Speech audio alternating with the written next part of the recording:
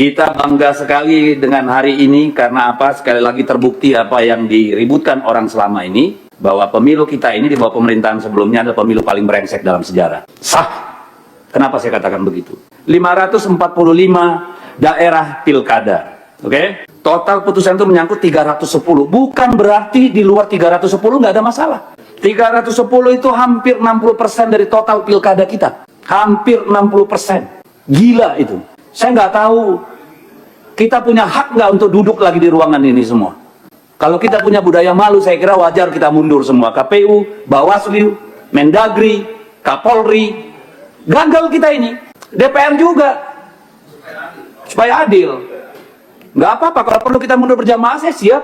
Supaya sebagai tanggung jawab kita terhadap bangsa ini loh. Hampir 60% pilkadanya bermasalah. Berarti yang tidak dipersoalkan itu hanya 235 daerah. Bukan berarti tidak ada masalah.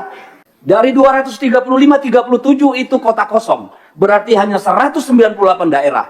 198 daerah itu bukan tidak bermasalah. Either pelanggarannya terlalu masif sehingga tidak bisa dibuktikan, atau orang udah capek. Sekarang rakyat disuruh bayar lagi 1 triliun. Buat kelalaian kita semua. Yang bener aja kita ini, tanggung jawab kita di mana? Masalah SKCK, ijazah, administrasi yang tanggung jawab siapa? KPU dong, mundur. Pecat semua di daerah itu, Pak DKPP. Putusan MK jelas, semuanya habis. Kalau nggak ada yang tanggung jawab, yang jaga republik ini siapa?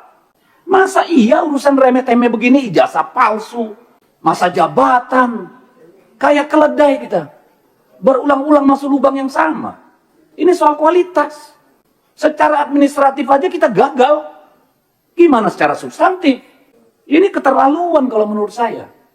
Hampir 60% pilkada bermasalah. Rakyat disuruh bayar lagi. Kepala daerah suruh tarung lagi. Dari mana uangnya? Minjem, jual, gadai. Besok-besok korupsi semua Bapak Ibu. Yang salah siapa?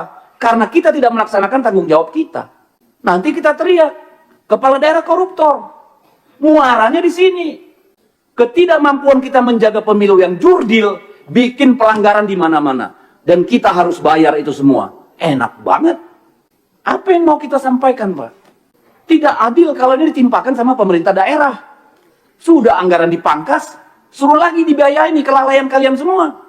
Tidak akan ada gugatan kalau Gakumdu itu benar-benar kerja. Tidak akan ada yang masif kalau PJ-nya itu benar-benar punya marwah. Bawaslu-nya kerja benar. DKPP-nya kerja benar. Malu kita, Pak. Ini bukan cuma soal anggaran, ini soal peradaban. Ini bukan soal teknis. Buat apa kita pemilu? Jadi kalau Pak Ketua KPU nggak merasa bersalah, Pak. Nggak tahu lagi saya, Pak. Kalau Bawaslu menganggap ini bukan salahnya dia, bingung saya. Kalau Kemendagri nggak merasa ada kekurangan di pihaknya, wah kebangetan. Demikian juga Polri. Buat apa kita diskusi anggaran?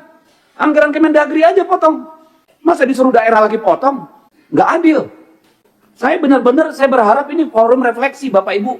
Yang benar lah kita ngurus negara ini, ngurus republik ini. Masa hampir 60% pilkadanya bermasalah?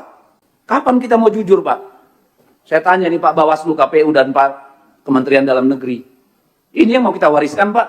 Dan ini akan direplikasi pada pemilu-pemilu berikutnya, Pak. Ujungnya apa? Hutan habis, tambang habis.